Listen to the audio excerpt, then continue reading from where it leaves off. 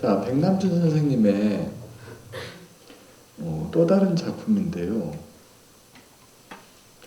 이제 우리가 현대미술이 아니라면, 이게 미술관이나 어디 전시장이 아니고 어디 다른 공간에 이 오래된, 요즘 보기 힘든 모양의 이 TV가 있다면 일반인들은 어떤 생각을 할까요?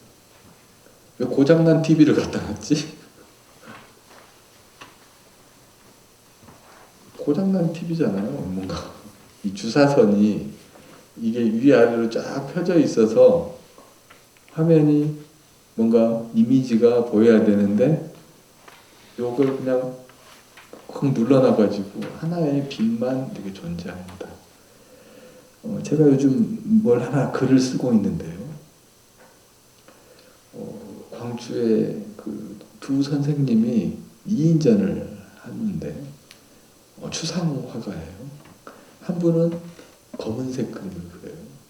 한 분은 흰색 그림을 그려요. 제가 지금 글을 쓰고 있는데 제가 그 전시 이제 객원 큐레이터처럼 제가 기획자로서 그 전시를 관여하고 있는데 저 그 생각을 해봤습니다. 모든 것에는 시작과 끝이 있어요. 미술은 오랜 시간 우리가 살아가는 세상을 표현하는, 그리는, 만드는, 근데 그 진짜 세상은 아니죠. 피에르 프랑카스텔이라고 하는 프랑스 철학자는 그런 얘기를 했습니다. 이미 세상은 완벽한데 화가들은, 조각가들은, 미술가들은 자꾸 쓸데없는 것을 자꾸 가짜를 만들어서 보여준다.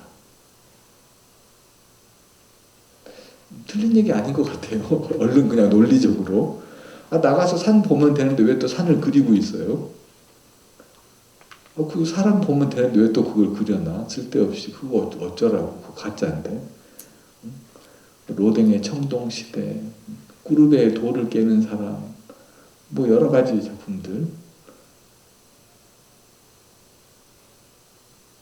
근데 어떻게 보면 저는 그 세상을 표현한다라는 게 그 시작을 놓고 얘기했을 때 우리 세상의 시작은 어둠이었을까요? 밝음이었을까요?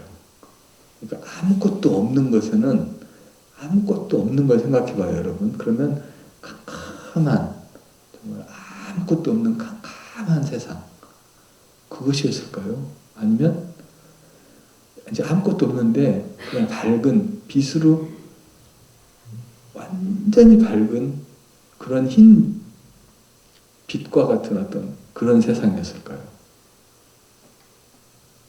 그 결정은 여러분들이 하세요. 근데 저는 이게 마치 그거 같아요. 이게 세상의 시작? 성경에는 그런 말이 있습니다. 태초에 빛이 있으라. 그렇게 해서 세상이 시작돼요. 아무것도 없는 세상에 태초에 빛이 있으라 하면서 빛이 슉 내려와요. 그 빛은 저 기독교 뭐 신자는 아닙니다, 개인적으로. 저는 개인적으로 불교에 가까워요. 그 빛은 곧 말씀이죠. 여기까지는 목사님들도 동의하실 것 같아요. 태초에 빛이 있으라 하고 그 빛은 어떻게 보면 피직하게, 물질적으로는 라이트, 빛, 그렇지만 형이상학적으로는 말씀이고 그 말씀은 신의 의지예요. 신의 의지. 요게 어떻게 보면 아주 간단하고 단순하게 그걸 은유한다라고 저는 생각해요. 그래서 이건 세상의 시작. 세상의 시작을 그린 또 하나의 유명한 화가, 아까 내가 우연히 그냥 말하다가 꾸르베의 돌을 깨는 사람이라는 얘기를 했었는데, 꾸르베가 그린 인류의 기원이라는 작품이 있습니다. 궁금하시면 검색해 보세요. 당황할 겁니다. 꾸르베 인류의 기원은 뭐냐면요, 여성을 요 배꼽 아래에서부터 여기 무릎까지를 그려놓은 거예요. 근데 여성이 다리를 이렇게, 인류의 기원, 인류는 거기서 시작됐다라는, 꾸르베가, 마이크가 자꾸 이상한 소리가 나요. 꾸르베가 생각하는 그 작품 같은 경우, 파리에 가면 오르세 미술관이라고 있고, 그 오르세 미술관에 아주 전에는 커튼으로 가려놓고 그 제한 시간을 딱 만들어 놓고 딱 입장을 받고 어른들만 그거 딱 열어서 커튼으로 보여주고, 꾸르베의 인류의 기원 작품 보고 딱 커튼 닫고 다른 작품으로 이동. 그때는 그렇게 전시했었어요. 자, 그래서 작가들이 뭔가를 생각하고 뭔가를 표현하고 뭔가를 제작하고 어떤 그런 의도가 있는 작품 중에 하나예요. 오늘 뭐랄까 백남준 선생님을 이해하는 시간이 되면 좋겠다는 생각을 해보는데, 제가 이렇게 말을 하면 뭔가 그럴듯합니다. 제가 서두에 백남준 선생님이 예술 그거 사기예요 그렇게 말했다는데, 제가 여러분들한테 사기를 한다 그렇게 말 안 하죠. 사기를 치고 있다 이런 표현을 하는데, 사기 치고 있는 것 같은 어떤 그런 느낌, 그럴 수도 있는데, 그렇게 말하면 그래 이해가 되고, 그래 틀린 얘기는 아닌 것 같고 그렇게 볼 수도 있겠구나. 근데 근데 어려워요. 현대 문명의 혜택을 누리며 현대적 교육과 삶을 영위하고 있는 대부분의 사람들에게도 현대 미술은 매우 낯설고 이해할 수 없는 영역이다. 저 광주에 사니까 우리나라에서 가장 먼저 만들어진 비엔날레는 광주 비엔날레. 초특급 현대미술 축제.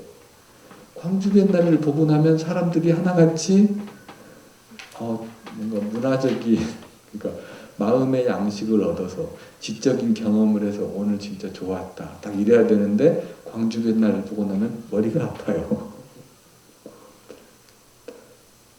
공기가 안 통하는 전시 공간에 막 FRP로 막 마블로 막 MDF로 페인트로 막 온갖 그 몸에 안 좋은 인공 작품들 막 그 공기, 그래서 안 좋은가? 아니면 내가 뭔가 자괴감이 드는 거죠. 왜 그게 난 이해가 안 되지? 막 이런. 근데 여기 보면 오늘날에도 일반인 대다수는 미술이란 조각작품이나 그림만을 생각하며 그들에게 전시장에 걸려있는 대형 모니터, 사진작품, 어두운 공간에 상영되는 영상물, 혹은 일상에서 보는 오브제들이 미술품으로 등장했을 때 그들은 매우 혼돈스러워한다. 근데 이게 그분들 잘못은 아니에요. 우리나라는 미술 교육이 조금 제가 봤을 때 아쉬웠던 부분이 있는데, 미술 교육은 미술가를 만들기 위한 교육이 있을 수 있고 미술을 즐기기 위한 교육이 있을 수 있습니다. 그럼 미술가는 뭐 전라북도 인구가 몇 명인지는 모르겠지만 아무튼 100명이라고 쳤을 때 100명이 다 미술가가 될 수 없죠. 미술가는 1000에 1명이어도 나쁘진 않을 것 같아요. 솔직히 여러 직업군이 종사해야 되니까. 나머지 사람들은 미술을 즐기면 돼요. 그래서 미술 감상 교육이 중요합니다. 어려서부터 선진국들은 소위 문화 선진국이라고 말하는 나라들은 미술 그리는 시간도 중요하지만 감상하는 시간을 많이 투자해요.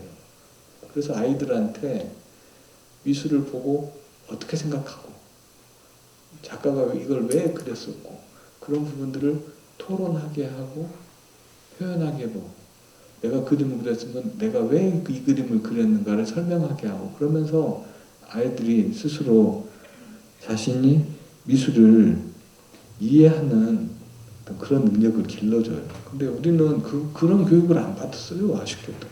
그냥 미술 시간 되면 준비물 해서 그려내라 그러고 그냥 그걸로 끝나요.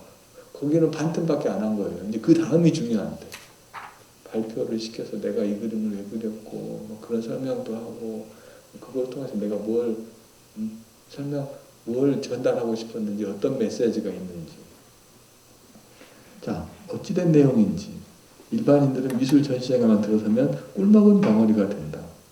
자신의 관점에서 작품을 보며 소통을 하려 하지 않는 것이다. 우리 연속극이라든지 일반 사회의 다른 현상을 놓고는 코멘트 하잖아요. 근데 왜 미술 작품을 보고는 그렇지 않을까요? 그건 우리가 그걸 읽어내려고 노력을 별로 안 했었고 그거에 대한 그 경험치를 살려줄 수 있는 교육을 받아보지 못했기 때문에 아직 낯설은 거죠. 여러분들 바둑 두는 사람들 있죠? 그 둘지 모르는 사람이 보면 지금 뭐 하고 있는지 답답해요. 검은 돌, 흰 돌 두고 막 완전 막 고민해 가면서 담배 피우면서 막 어떤 사람은 저기에 인생이 담겨져 있다는데 저 네모난 판 안에 삶이 있고 죽음이 있고 막 그럴듯하게. 근데 모르는 사람은 그래서 현대미술은 결국 아는 만큼 보인다는 얘기 아까 다시 한번 강조하고요. 미술은 결국 우리 세상과 완벽하게 동떨어진 아주 먼 내용을 다루진 않아요. 우리 사는 얘기를 말하고 우리 사는 세상을 말하고 근데 시대가 발전하고 삶의 모습이 변해서 작가들이 새로운 표현장치, 새로운 수단 그게 나와요. 아주 옛날에는 화가들이 우리가 쓰는 모든 것은 자연에서 왔습니다. 연금술처럼 아니면 뭐 뚝딱 떨어진 건 없어요. 이 모든 것이 다 자연이 우리한테 준 거예요. 근데 기술로서 화학물질로 뭐 이런 게 했지만 결국은 자연에서 다 온 거예요. 근데 이게 한때 화가들은 자연에서 오는 재료로 붓을 만들고 물감을 만들고 조각을 만들고 그랬는데 어느 순간 공장에서 만들어진 튜브라고 하는 쭉 치약처럼 짜면 되는 물감이 발명이 됐어요.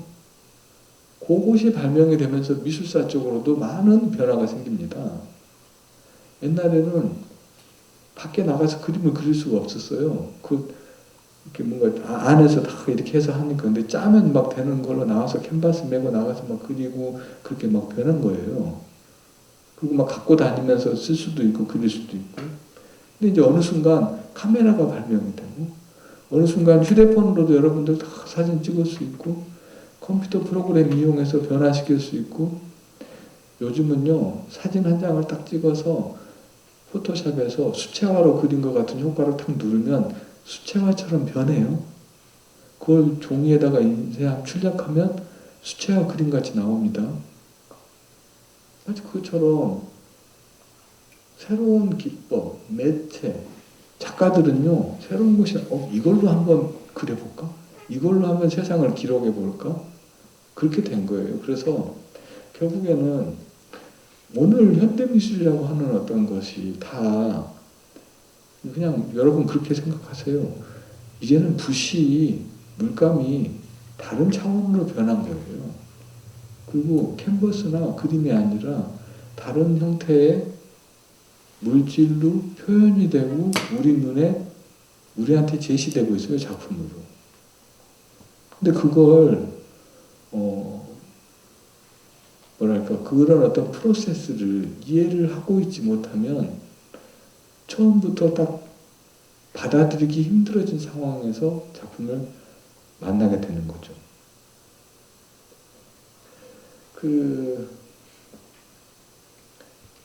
빌 비올라라고 하는 작가가 있습니다.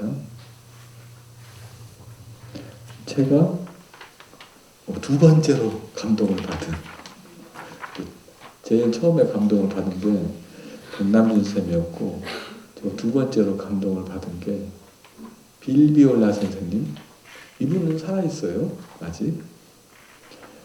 제가 설명하고자 하는 작품은 빌비올라의 더 크로싱이라고 하는 작품입니다. 1996년 제작. 제가 이 작품을 프랑스에 있는 큰 성당에서 봤는데 그 성당이 2차 대전 때 국군 병원으로 쓰여졌던 큰 병원이 있어요. 병원이 대학 단지처럼 커요. 건물이 여러 개고.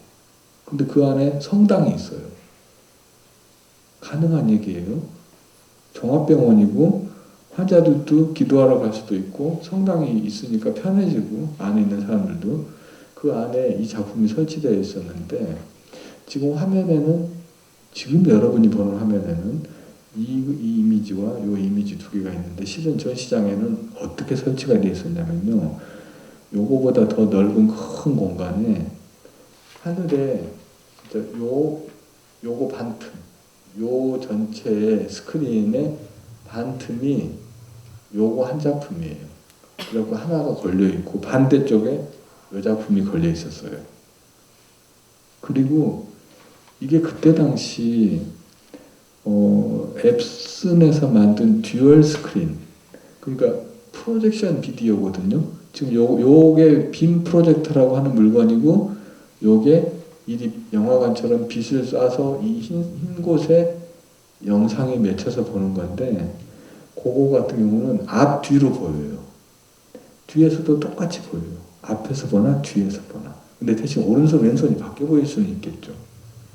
이걸 보면 이 작품은 시작이 이것도 유튜브에 여러분 검색하면 나와요. 근데 이제 현장에서 봤을 때와는 틀리죠.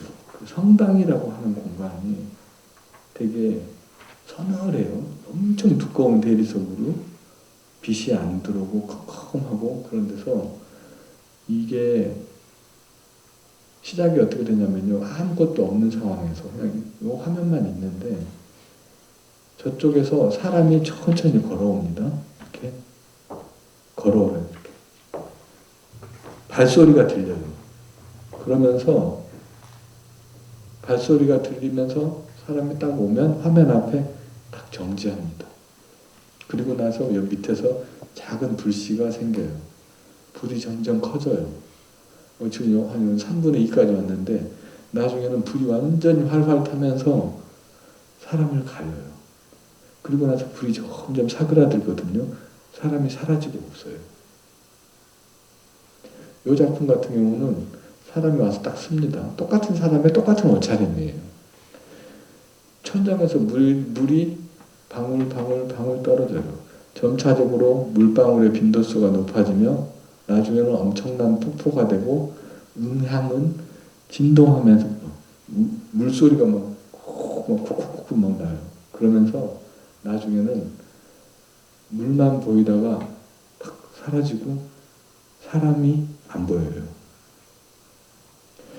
결국 이게 어떻게 보면 현실하고는 다른 거예요. 가짜로 만들어 놓은 거죠.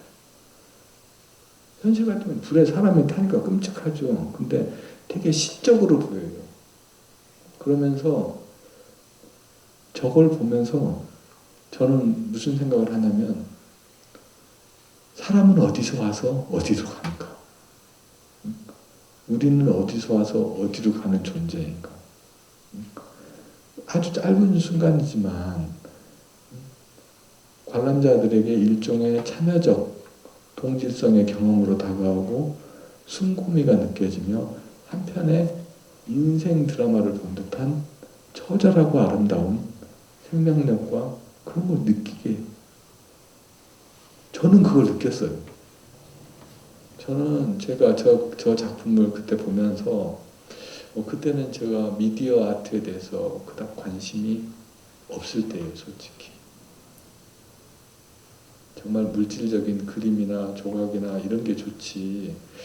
미디어, 비디오, 그때는 되게 기술도 그랬었고 매체도 아직 약했었고. 근데 오늘날은 여러분들 아시겠지만 이제는 기술이 어느 정도 발전했냐면요.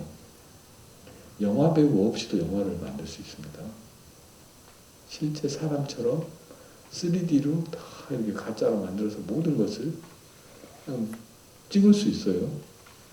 시나리오 만들고 다 이미지 만들어서 그런 데까지 왔는데, 이게 그때 되게 초보적인 단계였는데 아주 간결하게 우리에게 우리의 삶은 어디서 와서 우리 인생 자체가 고난과 역경을 겪는 어떤 그런 걸 아주 짧게 보여주더라고요. 이 빌비올라의 작품 주제는 이런 어떤 삶, 죽음, 인생의 역경 이런 걸 말합니다.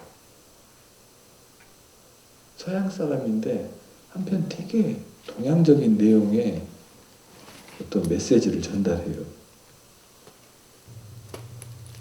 이 사람이 빌비올라예요.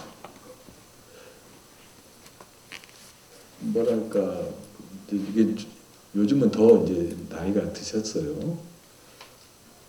손에 이런 걸 차고 다니세요. 약간 선불교 영향을 받았다고 본인도 얘기해요. 일본에서 자기가 어떤 스님한테 선물로 받은 그런 거였다고.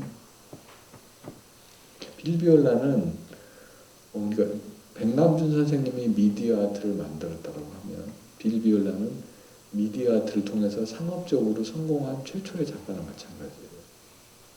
기업에서 이 작가를 후원했었고 이 사람의 작품이 뮤지엄의 컬렉션이 되고 프로젝트를 하고 그런 어떤 백남준 선생님 돌아가셨을 때 회고하는 그 장례식장이 나오거든요.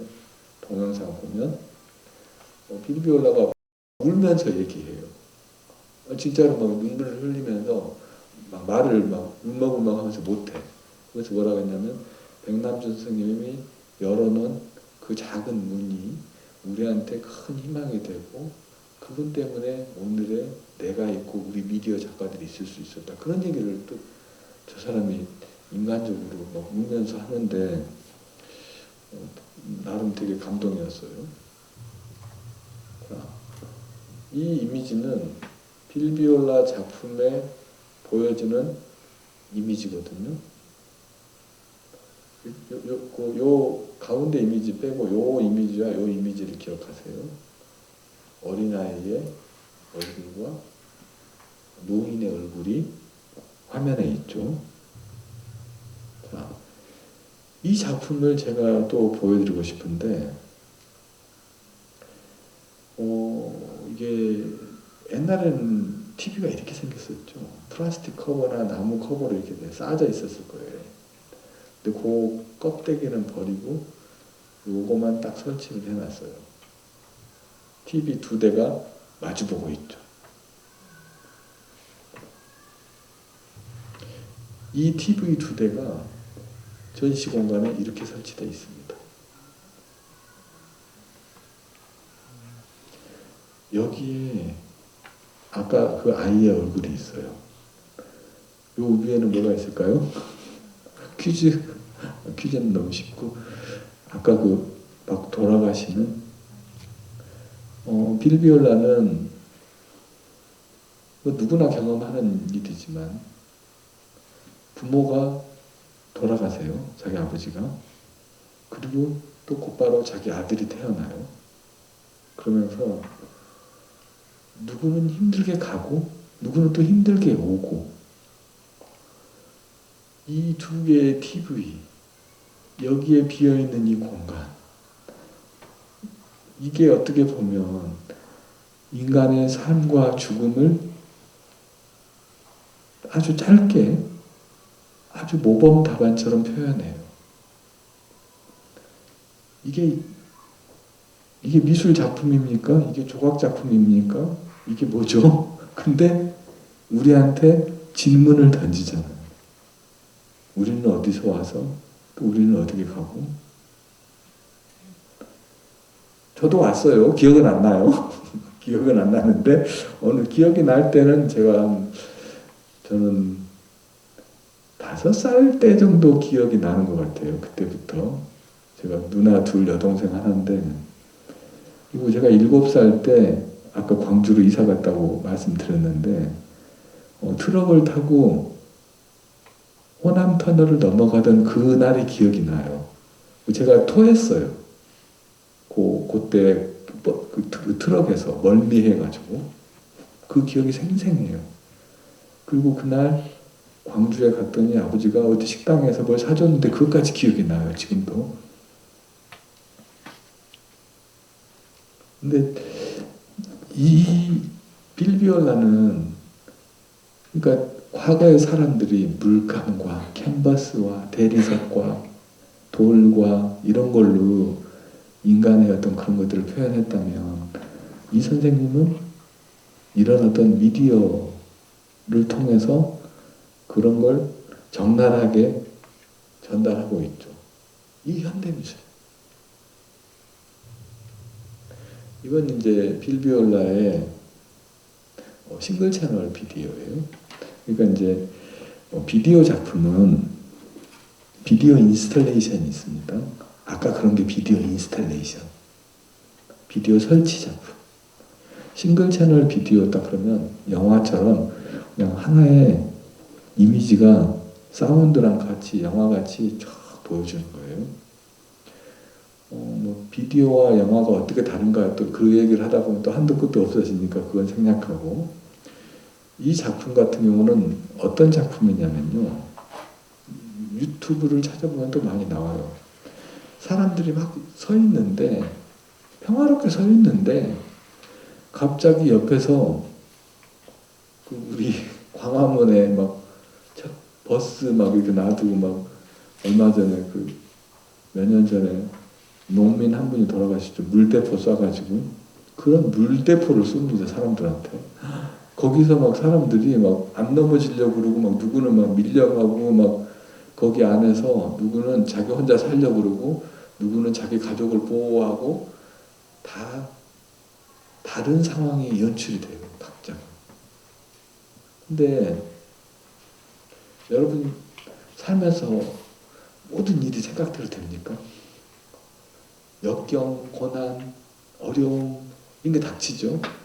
그때 우리가 어떻게 현실에서 도망갈 수도 있고 아니면 그걸 감내하고 뭔가 이겨내는 어떤 그런 것도 있고 그걸 통해서 또 뭔가를 배우기도 하고 그걸 통해서 그러니까 이게 제가 좋아하는 단어인데 플라스틱하다라는 말이 있거든요. 플라스틱하다.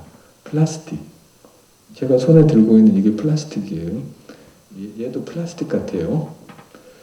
플라스틱은 우리가 어떤 의지를 주면 그 의지로 모양이 변하는 걸 플라스틱하다라는 형용사처럼 써요. 그래서 어쩌면 플라스틱이라는 말이 나왔는지 몰라요. 제가 공부했던 프랑스에서는 미술을 아흐 플라스틱이라고 그래요. 불어로. 아흐는 영어의 아트예요. A-R-T인데 그 사람들 T 발음 안 하니까 아흐라고 해요. 그리고 형용사 주어 바뀌어갖고 아흐 플라스틱이에요. 근데 플라스틱 아트 이렇게 영어에서는 파인 아트라고 그래요 사실. 근데 그걸 우리식으로 표현하면 조형 예술이라고 그래요. 이 조형적이라고 하는 게 어떤 생긴 게 조형적이다. 형상이 재밌고 막 그런다는데 때로는 우리의 삶이 되게 플라스틱한 것 같아요. 어렵게 사신 분들은 어려움이 다 묻어납니다. 자기 얼굴을 보면 이렇게 다 써진다고 하는데 이 하나의 화면에서 어느 하나의 순간에서 어려움이 닥치고 그에 의해서 사람들의 반응이 막 달라지고 빌비올라는 그걸 아주 그 시간 비디오를 느리게 연출하면서 그런 모습을 적나라하게 보여줘요. 자신의 딸을 보호하는 아버지.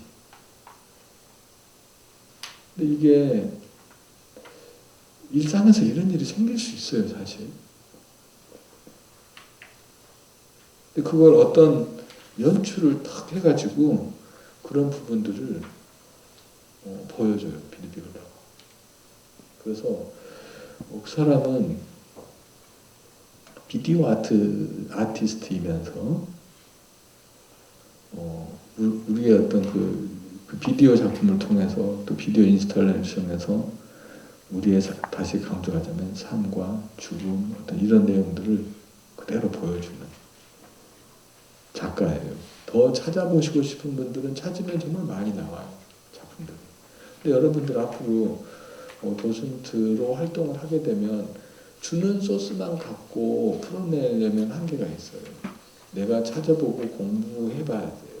그래야 내 것이 만들어져요. 안 그러면 비학점 도슨트밖에 안 됩니다. 자, 또 다른 작가를 제가 소개해 드릴게요. 이 사람 지금 이거 보면 이제 되게 재밌는, 이 사람이 작가예요. 볼프강 라이브라고 하는 작가입니다. 이 사람은 여기 요 밑에 줄 잠깐 읽어보면 그의 작업 과정은 자연을 가꾸고 일구는 농부처럼 철저하게 자연의 생성 주기와 흐름에 맞춰 진행된다. 봄, 여름, 가을, 겨울에 따라서 그가 채집하는 대상이 다르며 때로는 기다리며 인내하고 해가 뜨면 들에 나갔다가 해가 지면 수확물과 함께 되돌아오는 성실과 진실함의 자세로 자연을 대한다. 이게 뭐냐면요, 유채 꽃가루예요. 저 사람이 노란 꽃가루만 실제 모으러 다녀요. 재밌을까요? 글쎄.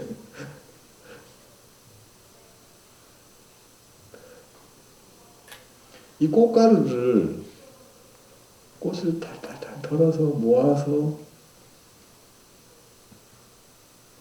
어디다가 병 같은 데다가 모아가지고 전시장 바닥에 가지고 와서 아주 미세한 채가 있어요. 또 거기다가 이렇게 하면서 부으면서 채로 슬슬슬슬슬슬 하면서 네모난,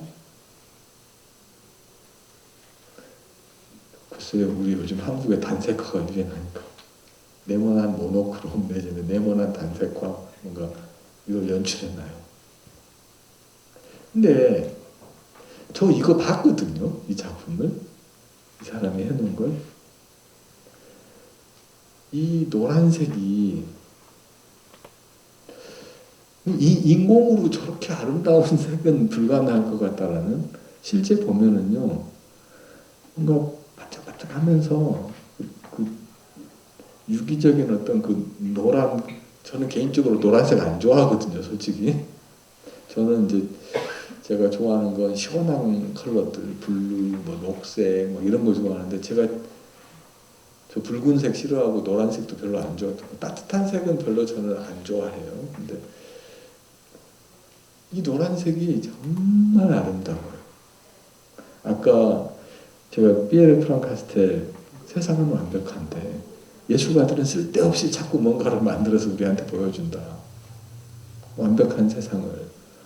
근데 진짜 이게 완벽한, 저거보다 더 아름다운 그림은 없는 것 같아요. 이것도 재밌는 게, 이게 한번 해놓잖아요. 그러면 어느 순간이 되면 이제 덜어져. 여기도 그냥 1년 동안 여기를 닫아 놓잖아요. 여기 먼지가 쌓입니다. 미세하게. 이 아름다움, 이 색이 나중에는 이제 어느 정도 지나면 한없이 또 이거 전시할 수 없잖아요. 얘는 일회용이에요. 이렇게 해서 버려야 돼요, 사실은. 이 사람은 그러면 그런 생각 해보십시오. 그럼 저 사람 뭐 해서 먹고 살지?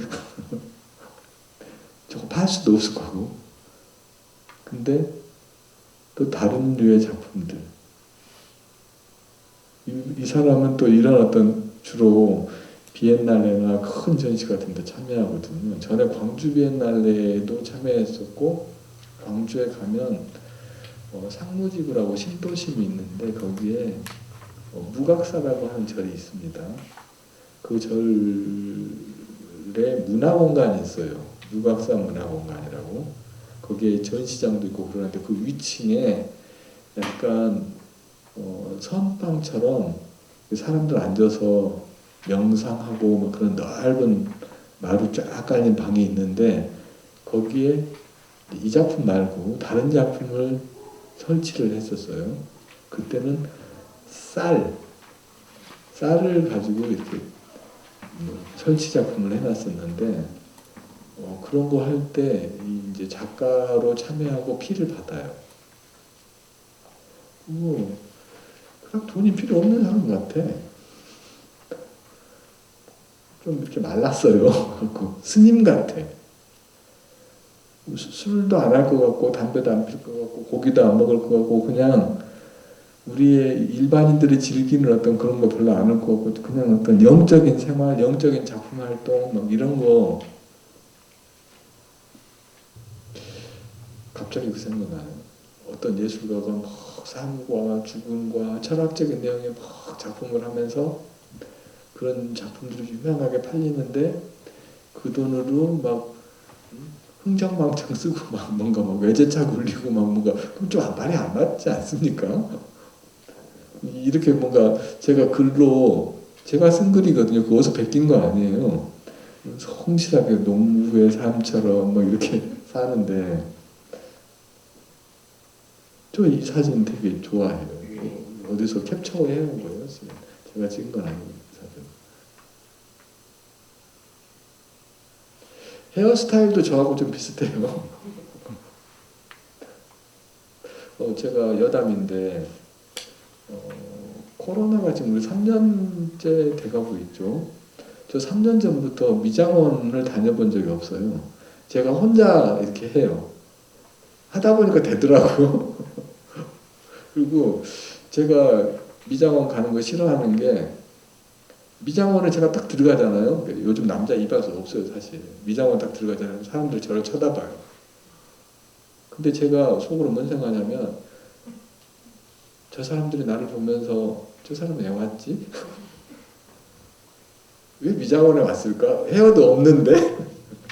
되게 좀 뭔가 불편해요. 그래서 저는 미장원 안 가기로 했습니다. 집에서 제가 혼자 거울 보고 하는데 3년 하니까 제 처가 돈 주고 할 때하고 똑같아. 그렇게 얘기하더라고요. 근데 이분도 거의 그런 스타일인 것 같아. 기계로 옷도 맨날 이런 거 싼 거 입고도 하는데 뭐 돈 필요 있습니까? 숲에 나가서 물감 안 사요. 숲에 나가서 채취해서 이렇게 채 들고 그리고 저기 옆에 이렇게 좀 해놓은 거 놔두고 얻어다가 근데 진짜 여러분 모르겠어요. 여러분들한테 그런 행운의 여신이 기회가 와서 볼프강 라이브의 이 작품을 여러분들이 보게 될지는 모르겠는데 보면 되게 그 언어에 우리가 표현할 수 있는 언어를 넘어요. 저 작품이 주는 느낌이. 그렇게만 그냥 말씀드리고 싶네요. 이게 골프왕 라이브를 설명할 때 또 해줘야 되는 얘기가 있는데 이 사람은 원래 의과대학을 졸업했어요. 여러분 찾아보세요 나중에. 근데 우리나라도 의과대학은 6년제죠. 대학을 졸업하고 부모한테 자기 아버지도 의사고 할아버지도 의사예요. 집안이 대대로. 제가 부모님이 원하는 대로 의과대학을 갔고 이제 졸업하게 됐는데 딱 한 달만 내 마음대로 살 수 있는 기회를 주면 좋겠다. 어떤 부모가 안 되라 하겠어요. 그래. 한 달 동안 뭐 하고 싶은지는 모르지만 한 달 동안 네 마음대로 해봐. 이 사람 비행기표 끊어갖고 티벳을 갑니다. 인생이 꼬이기 시작했어요. 티벳에 갔는데 여행을 갔어요. 자기를 위해서 쓰기 위해서 먼 티벳에 갔는데 티벳에서 이 사람이 어떤 문화적인 경험을 하냐면요. 돌을 깨는 스님을 우연히 보게 돼요. 저 해본 적은 없습니다. 돌을 까보기는 했어요. 정으로. 저도 석조를 해본 적이 있거든요. 제가 조속과 나갔다 했잖아요. 근데 그 우리 세계를 간다 뭐 이런 그 교양 채널 여행 관련 프로그램 보면 인도, 티베트 뭐 이런 데 보면 수도승들 나와요. 스님들. 그 스님들마다 돌을 닦는 다양한 방법이 존재합니다. 어떤 스님은 돌을 깨요. 큰 돌을 갖다가 망치로 쪼개요. 하나가 두 개가 되고 쪼개고 쪼개고 계속 쪼개다 보면 돌이 작아져 갖고 그걸 더 작게 더 작게 쪼개면 그걸 또 팔아요. 그걸 수거해 가는 게 뭐지? 어디 보니까 어떤 어린이가 학교 안 가고 그걸 하고 있어요. 집안에 돈을 벌어다 주려고. 그 얘기는 안타까운 얘기인데 그 스님은 자신을 잊기 위해서 그 반복적인 행위를 막 하고 있는 거예요. 볼프강 라이브가 그걸 보고 충격을 받아요. 의사는 뭔가? 어떻게 보면 자동차가 고장나면 우리가 그 자동차 고치는 데를 가죠. 부품을 갈아요. 우리도 어쩌면 그런 날이 올지 몰라요. 여러분 심장이 안 좋으면 인공심장 넣고 팔이 안 좋으면 이놈 그냥 띄어서 더 좋은 비싼 거 팔해서 더 힘도 세고 좋아지고 그럴 수도 있어요. 근데 볼프강 라이브는 그 생각합니다. 내가 의사인데 물리적으로 사람의 몸 외형을 치료하는 것만 생각했었는데 더 근본적인 문제, 사람의 마음을 치유해주는 뭔가를 더 본질을 생각하고 뭔가 사고를 하고 그게 더 세지 않나? 그래서 이 사람이 예술가 되기로 생각합니다. 그래서 자기가 돌을 하나 깠어요. 이게 그 사람 첫 작품이에요. 돌아와서 죄송한데요. 저 그냥 의사 안 하고 그 조각가, 예술가 하는 것으로 인생 목표를 받고 부모님 서운하셨을 거예요. 이 새끼 돈 떼서 갇혔더니 세계적인 작가가 됐어요. 이제 이게 뭐냐면 씨앗, 우주, 그러니까 어떤 삶의 근원, 그 어떤 대상, 존재 그런 것일 수 있어요. 자기가 뭔가를 하나 이렇게 딱 해서 만들어 놔. 그래서 이게 첫 작품이 돼요. 볼프강 라이브에. 이제 그 꽃가루 연작 시리즈 중에 하나예요. 작은 산처럼 이렇게 꽃가루를 쌓아놔요. 근데 이게 뭐 많은 조각 작품들이 있을 수 있습니다. 하나의 조각 작품에는 작은 작품이 크다고 좋고 뭐 적다고 뭐 나쁘고 그건 아니에요. 보면 어떤 대상으로서 산 같은 모양을 탁 쌓아놓고 그 물질을 그대로 그것들이 갖는 어떤 생명력을 그대로 보여주는 어떤 그런 미술, 볼프강 라이브의 그런 작품들이에요. 이 어떤 신전 같은 티벳에 있는 쌀을 막 갖다 바치죠. 사람들이.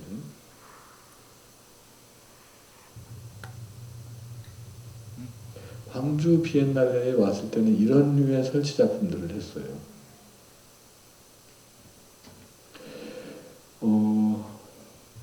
우리 그런 생각 해볼 수 있죠. 쌀이 주는 메시지. 한 톨의 쌀. 그거 그리는 사람도 있어요. 아니, 결국 우리는 어떻게 보면 저걸 얻기 위해서 싸우고 저걸 얻기 위해서 막 나가서 막 하기 싫은 일도 하고 저걸 얻기 위해서 만나기 싫은 사람도 만나고 저거 때문에 자식들 막 혼내면서 너 새끼 공부 열심히 해야지 막 뭔가 이게 하루에 한 달 뭐 한 그릇 어떤 사람은 이게 한 달짜리고 어떤 사람은 이게 하루짜리고 다 또 가진 게 다 틀리니까 우리 어떤 뭔가 소유하고 어떤 그런 것들을 그대로 보여주는. 자, 이제 제가 10분 늦게 시작했지만 시간이 16시가 돼서 주어진 2시간을 제가 제 나름대로 제가 느끼는 현대미술, 또 이 수업의 목적이 도슨트 양성 어떤 그런 주제, 그래서 어떻게 미술 작품이 현대미술을 어떻게 설명하고 어떻게 이해하고 어떻게 받아들여야 될 것인가, 제가 가진 생각들을 여러분들한테 몇 개의 예를 들면서 말씀을 드려봤습니다. 제가 이제 반틈을 했어요. 나머지는 제가 다음 시간에 또 진행을 하겠습니다. 여기까지 질문 있으시면 질문하세요.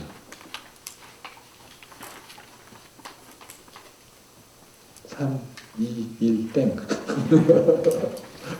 그럼 질문은 다음에 하시죠. 아니, 개인적으로 저한테 오시든지. 오늘 여러분들 지루하지 않은 시간이었으면 지루하지 않았으면 제가 참 행복하겠습니다. 감사합니다. 네, 하나도 지루하지 않으셨죠? 제가 처음에 현대미술 한다고 해서 좀 어려울 거다라고 생각을 했었는데 딱 맞죠? 실전에서 정말 화계 실장님도 하시고 광주 아트페어도 운영하시면서 그런 작가와 난해한 작가와 저희 관객을 이어주는 그런 매개체로서 저희한테 설명을 해주시니까 하나도 즐겁지 않게 허벅지 안고 집어도 됐죠? 네, 너무 즐겁게 강의했습니다. 저도 오늘 유채꽃, 꽃가루 걷어러 가야 될 것 같아요.